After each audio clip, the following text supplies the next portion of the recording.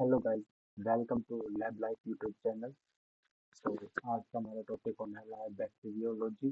तो आज हम इसका इंट्रोडक्शन डिस्कस करने वाले हैं। तो सबसे पहले है ना, जितने भी वर्ल्ड के अंदर लिविंग ऑर्गेनिज्म है ना, उनको 1969 में रॉबर्ट वाइटेकर ने है ना 5 किंगडम्स के अंदर डिवाइड किया था। तो हमारे जो 5 किंगडम्स है वो है Monera kingdom, Protista kingdom, fungi kingdom और animal kingdom and plant kingdom. ठीक है, तो हमारे ये 5 किंगडम्स हैं।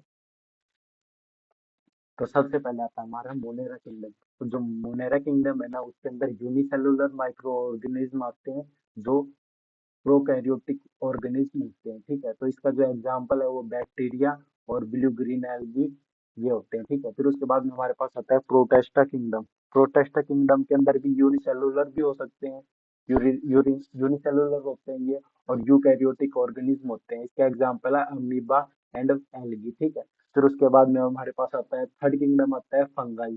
फंगाई किंगडम के जो एग्जांपल है वो है हमारे पास मशरूम और ईस्ट।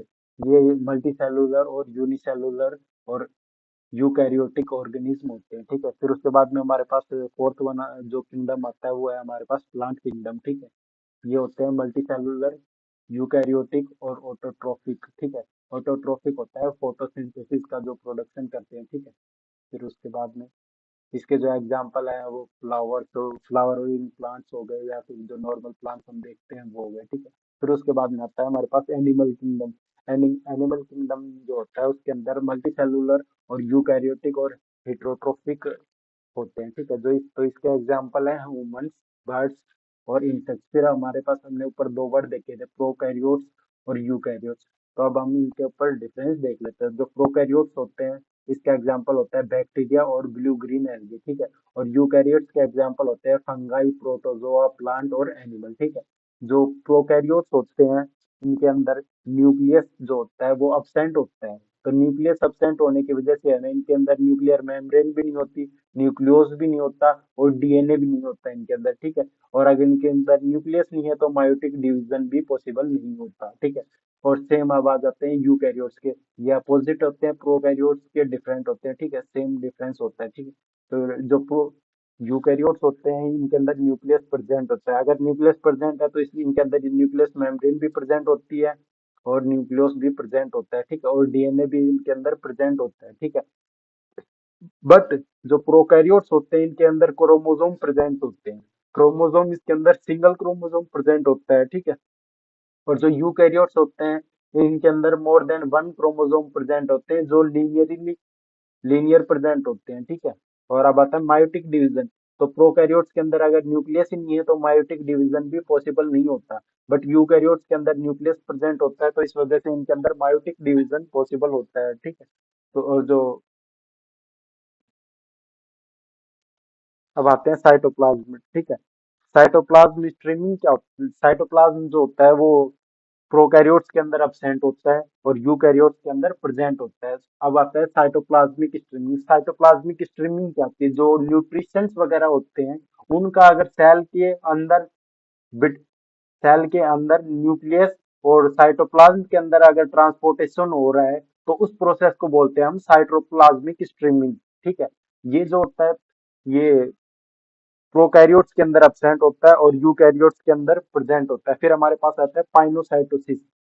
पाइनोसाइटोसिस होता है किसी भी मॉलिक्यूल का सेल से इनसाइड जाना या फिर इनसाइड से आउटसाइड, आउटसाइड से इनसाइड ट्रांसपोर्टेशन होना ही पाइनोसाइटोसिस प्रोसेस होता है। ठीक है, ये अब्सेंट होती है प्रोकैरियोट्स के अंदर और यूकैरियोट्स के अंदर ये प्रेजेंट होती है। ठीक है, फिर उसके बाद में माइटोकॉन्ड्रिया, लाइसोसोम, गोल्गी प्रोटिस्ट और एंडोप्लाज्मिक रेटिकुलम आपने पढ़ ही रखा है। ये इसके अंदर अब्सेंट होते हैं और यूकैरियोट्स के अंदर ये प्रेजेंट होते हैं। ठीक है, फिर हमारे पास आता है केमिकल कंपोजिशन। तो केमिकल कंपोजिशन के हमारे केमिकल कंपोजिशन में हमारे पास दो केमिकल्स आते हैं। ठीक है, एक तो होता है स्टेरोल्स और एक होता है मुरेमिक एसिड। तो जो स्टेरोल्स होता है ना उस वो यूकैरियोट्स के अंदर प्रेजेंट होता है स्टेरोल्स। ठीक है, इसका काम क्या होता है? ये जो सेल मेम्ब्रेन है ना उसको स्टेबिलिटी प्रोवाइड करवाता है। ठीक है, और जो म्यूरेमिक एसिड है ना वो सिर्फ प्रोकैरियोट्स के अंदर प्रेजेंट होता है और इसका काम क्या होता है? ये पेप्टिक ग्लाइकोजन को है ना एक स्ट्रक्चरल सपोर्ट एक स्ट्रक्चरल सपोर्ट प्रोवाइड करवाने का काम करता है, ठीक है। ये हो गया हमारी दो केमिकल कंपाउंड कंपोजिशन, ठीक है। अब उसके बाद में आता है, हम आ जाते हैं हमारे बैक्टीरिया पे। तो बैक्टीरिया को है ना तीन पार्ट्स के ऊपर डिवाइड किया गया है, उसकी शेप, साइज और स्ट्रक्चर। तो आज हम शेप और साइज पे डिस्कस करने वाले हैं, स्ट्रक्चर हम उसकी नेक्स्ट लेक्चर में डिस्कस कर लेंगे, ठीक है। तो सबसे पहले हम आ जाते हैं बैक्टीरिया की साइज पे। तो बैक्टीरिया की जो साइज होती है वो 0.2 टू 1.5 माइक्रोमीटर होती है, ठीक है। और जो इसकी लेंथ होती है बैक्टीरिया की वो 3 to 5 माइक्रोमीटर होते हैं। तो इनको नेक्ड आई से तो देखना पॉसिबल है नहीं, तो उसके लिए हमें माइक्रोस्कोप की रिक्वायरमेंट होती है, और अगर इसकी इंटरनल स्ट्रक्चर देखनी है तो हमें उसके लिए फिर इलेक्ट्रॉन माइक्रोस्कोप की आवश्यकता होती है, ठीक है।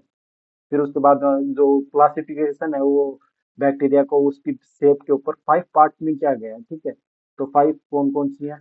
ये है कोकाई, बैसिलाई, स्पाइरला और स्पाइरोचैट्स और विब्रियो कोलाई, ठीक है। विब्रियो, ठीक है। तो सबसे पहले हम देखते हैं कोकाई। जो कोकाई होती है ना वो राउंड शेप या फिर ओवल शेप में प्रेजेंट होती है, ठीक है।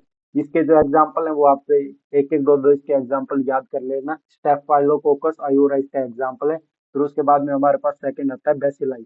बेसिलाई जो होती है वो रोड शेप या फिर सिलेंड्रिकल शेप्ड में प्रेजेंट होती है, ठीक है। इसका भी आप एक एग्जांपल याद कर लेना, ठीक है। फिर उसके बाद में आता है स्पाइरुला।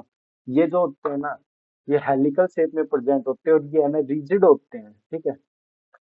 और जो इसकी शेप है वो होती है, मैं आपको बना के दिखा देता हूँ। इसकी शेप ऐसी होती है, ठीक है।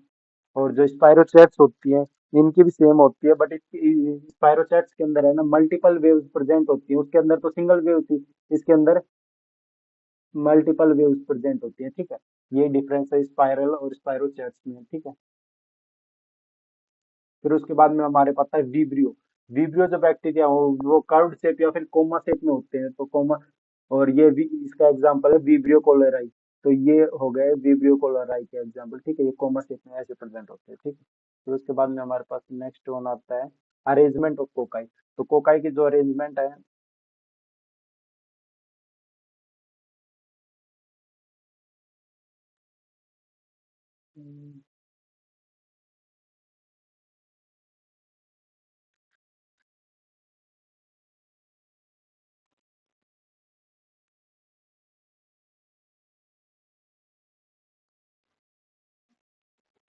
हाँ, अरेंजमेंट ऑफ कोकाई में हमारे पास आता है सबसे पहले डिप्लोकोकाई। ये है ना पेयर शेप में प्रेजेंट होती है, ये अब ये वाला आप देख रहे हो ना, ये है डिप्लोकोकाई, ऐसे प्रेजेंट होती है, ठीक है। फिर उसके बाद में हमारे पास सेकंड है स्ट्रेप्टोकोकाई, जो ग्रेप्स लाइक या फिर स्ट्रेप्टोकोकाई, हाँ स्ट्रेप्टोकोकाई है ना चेन कोकाई होती है, जो चेन में प्रेजेंट होती है, ये वाली चेन लाइक स्ट्रक्चर है ना, इसको बोलते हैं अपन स्ट्रेप्टोकोकाई।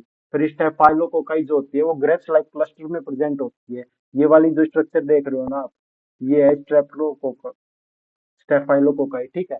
फिर टेट्राड्स क्या होते हैं? Group of 4 cocci in A square arrangement. ये है टेट्राड्स की स्ट्रक्चर, ऐसी होती है, ठीक है। 4 कोकाई ऊपर नीचे प्रेजेंट होती है, ठीक है। फिर स्कैरेनानाई क्या होता है? इसमें 8 क्यूबोइडल अरेंजमेंट होता है, 8 बैक्टीरिया का, ठीक है। तो इसका अरेंजमेंट होता है ऐसा कुछ, ठीक है। फिर उसके बाद में आता है हमारे पास अरेंजमेंट ऑफ बेसेलाई। तो बेसेलाई है ना एक तो क्लस्टर में प्रेजेंट होती है। क्लस्टर क्या होता है? एक ग्रुप लाइक होते हैं, ठीक है। तो ऐसे कुछ, ठीक है, ऐसे प्रेजेंट होती है, ठीक है। इसको बोलते हैं अपन क्लस्टर। इनका कोई एक पर्टिकुलर कोई अरेंजमेंट नहीं होता है, बट ये एक साथ प्रेजेंट होती है, उसको बोलते हैं बेसिलाई इन क्लस्टर। फिर एक होता है बेसिलाई इन चेन।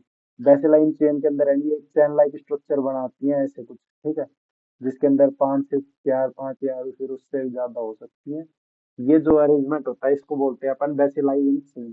फिर एक होता है डिप्लोकोकाई। डिप्लोकोकाई के अंदर है दो दो पेयर्स होते हैं बेसिलाई के, जो या तो ये ऊपर नीचे हो सकते हैं या फिर ऐसे भी हो सकते हैं, ठीक है।